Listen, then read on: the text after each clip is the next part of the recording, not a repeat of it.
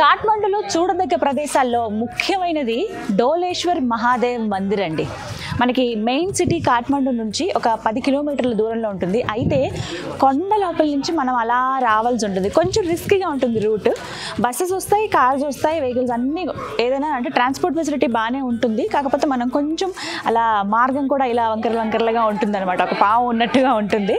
So అలా కొద్దిగా మనం ఓపికతో వచ్చి చూస్తే అద్భుతమైన మందిరం ఇది. వాస్తవానికి ఈ మందిరానికి సంబంధించి చాలా విశేషాలు ఉన్నాయి. అవన్నీ నేను లోపల దర్శనం చేసుకుని ఆ విషయాలన్నీ మాట్లాడతాను. ముందుగా వెళ్ళి స్వామిని చూద్దామా, రండి.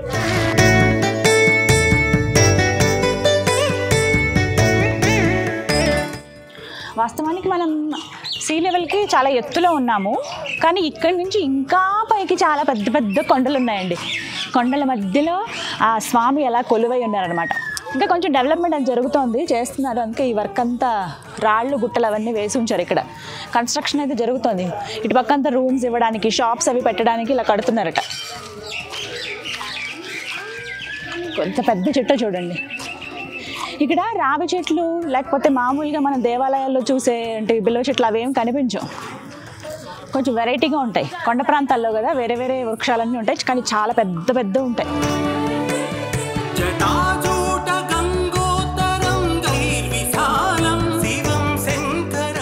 ఇదే ఆలయానికి వెళ్ళడానికి ప్రధాన మార్గం అండి. ఈ ద్వారం గుండానే లోపలికి వెళ్ళాలి, రండి.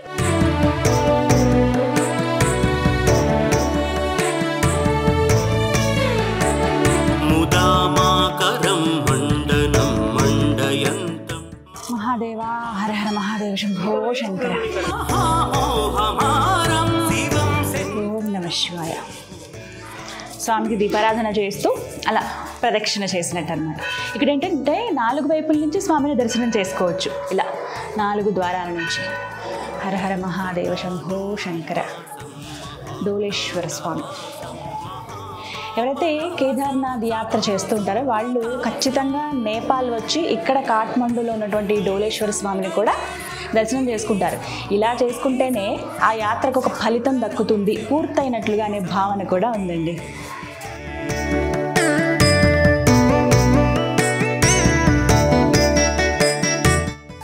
ఓం నమః శివాయ.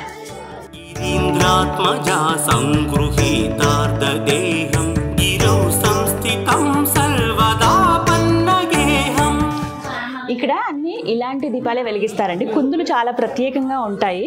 మధ్యలో ఒత్తు అంటే వ్యాక్స్తో ఉన్నట్టుగానే ఉంటాయి, నూనె అవి కాదు, వ్యాక్స్తో చేసినవి ఉంటాయి అనమాట. ఈ దీపాలే వెలిగిస్తారు, చాలాసేపు వెలుగుతాయి అనమాట. ఇవి పట్టుకుని ఇలా దీపారాధన చేస్తూ ఒక దగ్గర అలా పెట్టేస్తారు, ధ్వజస్తంభం దగ్గర, నందీశ్వరుడి దగ్గర, లేదంటే ఇలా పట్టుకుని ప్రదక్షిణ చేస్తారనమాట.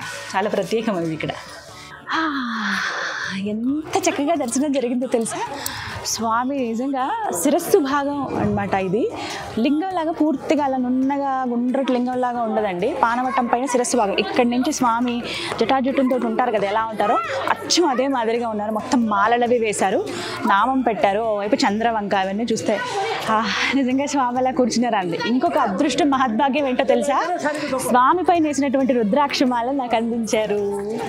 ఇది నిజంగా అదృష్టమే. వేసుకోండి అన్నారు అప్పుడే.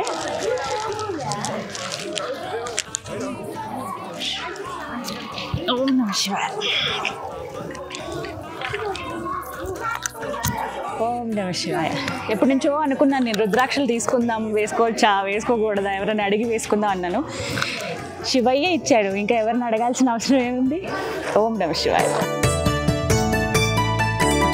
హరం సర్పహారం చితాభూవిహారం భవం వేదసారం సదా. ఎంత పెద్ద గంటో తెలుసా, 2 వైపులా ఉంటుంది మనకి. ప్రధాన అంటే గర్భాలయానికి 2 వైపులా పెద్ద గంట, అలాగే చిన్న గంటల సైడ్కి చాలా వెయిట్ ఉన్నాయండి. ఇవి స్ట్రాంగ్గా ఉన్నాయి. కంచు గంటలు అనమాట ఇవి. ఒకసారి కొడితే ధన్ సౌండ్ భలే వస్తుంది. ఇగో దీపాలు వెలిగించడానికి ఇక్కడ స్థలం అనమాట. నాగేంద్రుడు, సుబ్రహ్మణ్య తండ్రి ఎప్పుడు ప్రతినిత్యం ఆ స్వామి మెడలో ఆభరణంగా ఉండేటువంటి అదృష్టం ఆయన సొంతం. ఇక్కడ ఇలా పడగ విప్పి ఆశీర్వదిస్తూ ఇలా కొలువై ఉన్నారు. సుబ్రహ్మణ్యేశ్వర.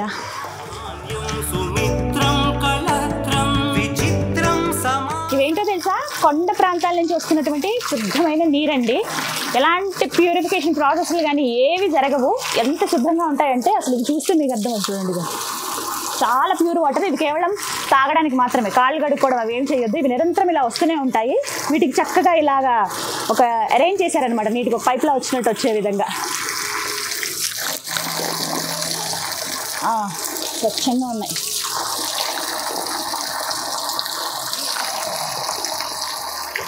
మహాదేవా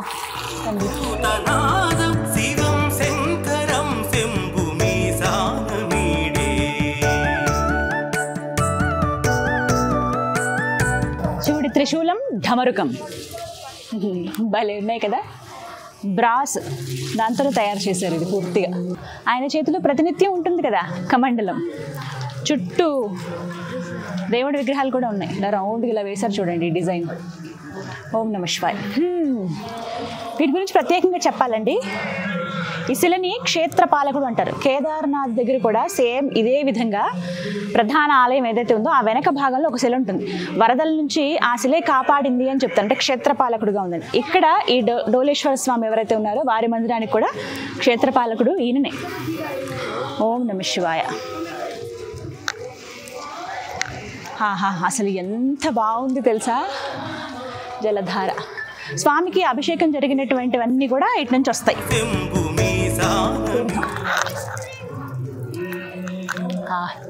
పంచామృతాలతో అభిషేకం చేశారు, ఎంత బాగుంది. ఇవి చూడండి, నిర్మాణాలు చూసారా అంతా కూడాను మెటల్ తోటి పైన ఉంటాయి. ఆ కర్వ్స్ చివరికి ఇలా కర్వ్స్ వచ్చినట్టుగా ఉంటాయి, కిందంతా ఇటుకలతో కడతారు.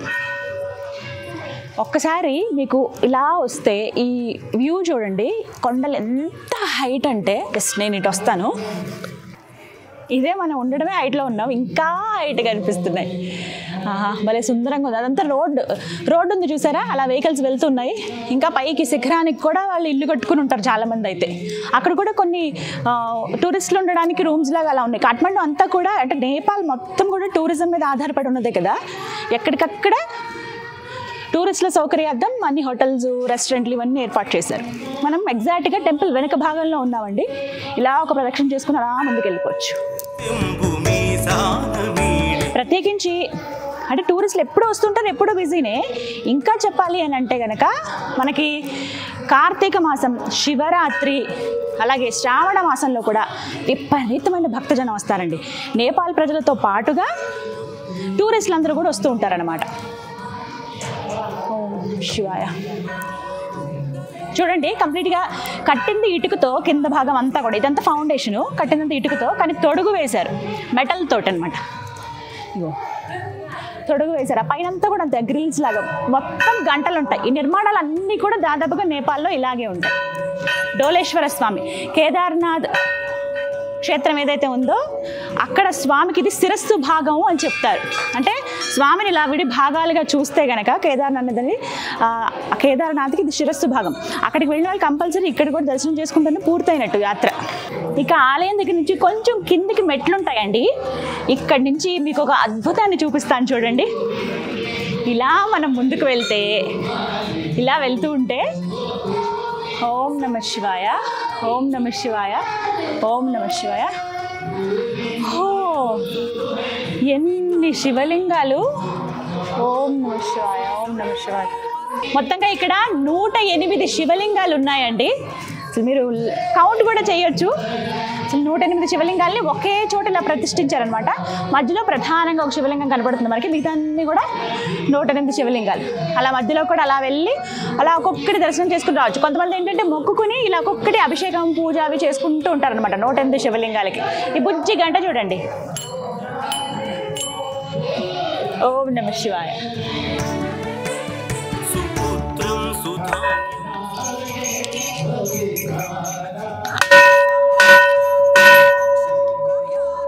హర హర మహాదేవ, శంభో శంకర, శంభో శంకర.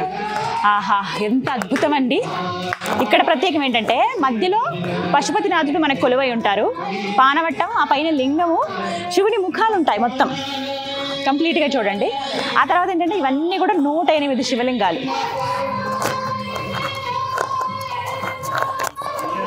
ఓం నమ శివాయ, ఓం నమ శివాయ. ఇలా ఆ స్వామిని తలుచుకుంటూ ఒక్కొక్క లింగాన్ని అలా చూడొచ్చు.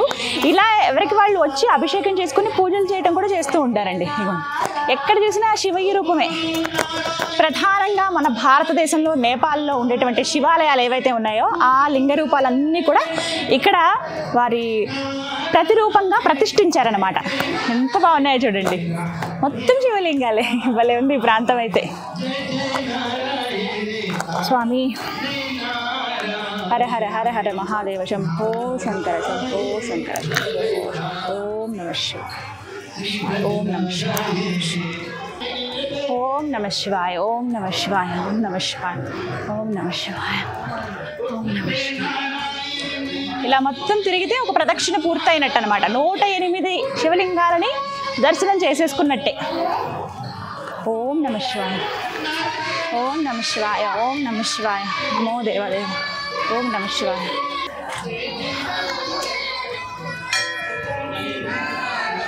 ఓం నమ శివాయ.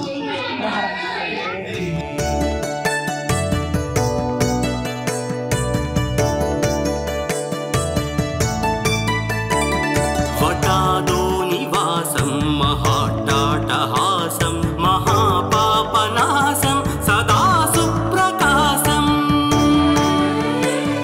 ఉమేశం గణేశం గిరీశం గణేశం శివం శంకరం శంభుమీశానమీడే.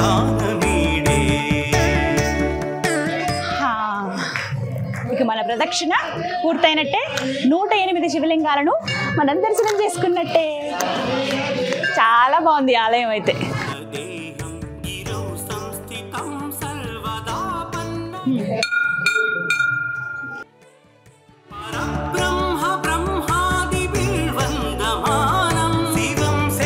ఈ ఆలయం ఏంటో తెలుసా?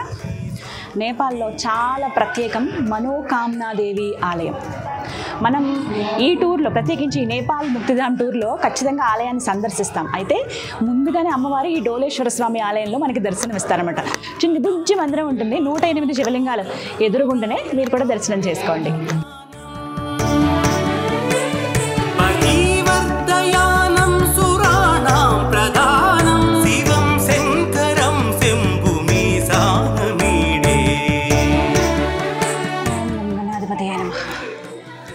ఇక్కడ ఒక బుజ్జి గణపతి కూడా మనకి దర్శనమిస్తారండి. వాస్తవానికి వచ్చి మనం నెమ్మదిగా బయట వాతావరణంతో చూసుకుని స్వామిని దర్శనం చేసుకోవచ్చు. కానీ నేను మధ్యాహ్నం సమయంలో వచ్చాను, గబగబా స్వామివారి దర్శనం చేసేసుకోండి అని అంటే వెళ్ళాను అనమాట. అలా ఒకసారి నందీశ్వరికి ఇలా దండం పెట్టేసుకుని వెళ్ళిపోయాను. ఇక మిగతా ఆలయాలన్నీ నెమ్మదిగా చూడొచ్చు. చుట్టూ కూడా విశాలంగా ఉంటుంది. మరోవైపు హనుమాన్. హనుమాన్ అంటే ఆ శివయ్య స్వరూపమే కదా. ఓం నమ శివాయ, ఓం నమ శివాయ, ఓం నమ శివాయ. హర హర మహాదేవ శంభో శంకర. జై వీర హనుమాన్. మొత్తం సింధూరంలో కనబడతారు ఇక్కడ స్వామి అయితే. చాలా బాగుంది. బుజ్జిగా ఇలా కూర్చున్నారు ఆశీర్వదిస్తూ గద పట్టుకొని.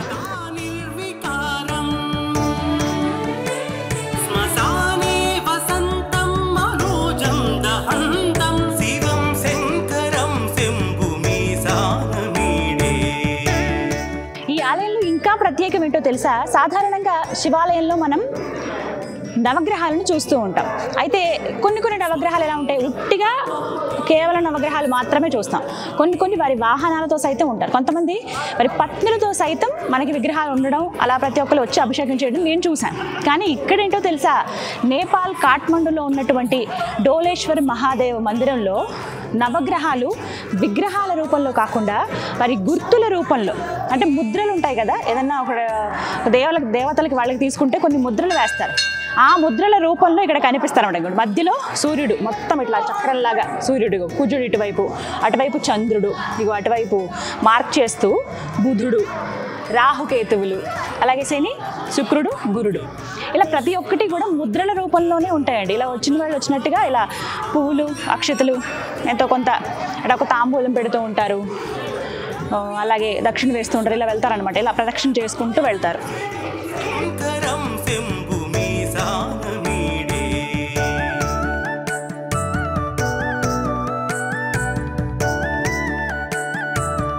ఇదైతే నేను ఫస్ట్ టైం అండి చూడటం. ఇలా నవగ్రహాలని విగ్రహాల రూపంలో కాకుండా ముద్రలు, ఆ గుర్తుల రూపంలో చూస్తున్నాను. అన్నీ ప్రత్యేకమే. అసలు నిజంగా అదృష్టం ఉండాలి ఇలాంటి ప్రాంతాలకి రావాలంటే. ఎంత సుందరంగా ఉందో తెలుసా ఆలయం అయితే. ఇక్కడి నుంచి చూస్తేనండి ఏదో ఒక మహల్లో ఆ స్వామి అలా కూర్చుని ఉన్నారు మన కోసం, మనల్ని ఆశీర్వదించేందుకు అన్నట్టుగా ఉంది. డోలేశ్వరాయ నమః అని రాసింది ఆ అక్షరాలు అక్కడ. ఒకసారి మీరు ఇలా చూడండి, నేను అటువైపు చూపిస్తాను. ఇదే నేపాల్ కాఠ్మండూలో ఉన్నటువంటి డోలేశ్వర మహాదేవ్ మందిర్. ఎంత బాగుందో. ఇక్కడ స్వామికి ఎదురుగుండా 3 నందుల్ని మనం చూస్తామండి. ఒకటి లోహంతో తయారు చేసింది, మరొకటి రాతితో, చిన్నది రాతితో తయారు చేసింది. దీంతో పాటుగా ఒక పెద్ద నందీశ్వరులు చూడండి ఎంత చక్కగా ఉన్నారో. స్వామికి చక్కగా నూనె తైలాభిషేకం చేశారట. స్వామి అనుగ్రహం కావాలంటే ముందుగా నందీశ్వరుల అనుగ్రహమే కదా ఉండాలి. ఇగో అలా స్వామి ముందు అలా కూర్చుని ఎప్పుడెప్పుడు ఆయన ఆజ్ఞ ఇస్తారా అన్నట్టుగా సిద్ధంగా ఉన్నారు. మనం ఏదైనా కోరిక చెప్పాలన్నా ఆయన చెవిలో చెప్తే మన కోరిక ఆయనకి విన్నవించి మనకు కావాల్సినవన్నీ తీరుస్తారు ఆయన. హర హర మహాదేవ శంభో శంకర. బసవన్న ప్రశాంతంగా కూర్చున్నారు.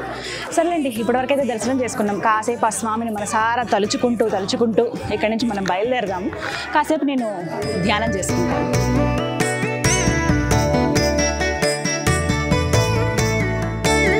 గిరీంద్రాత్మజా సంగృహి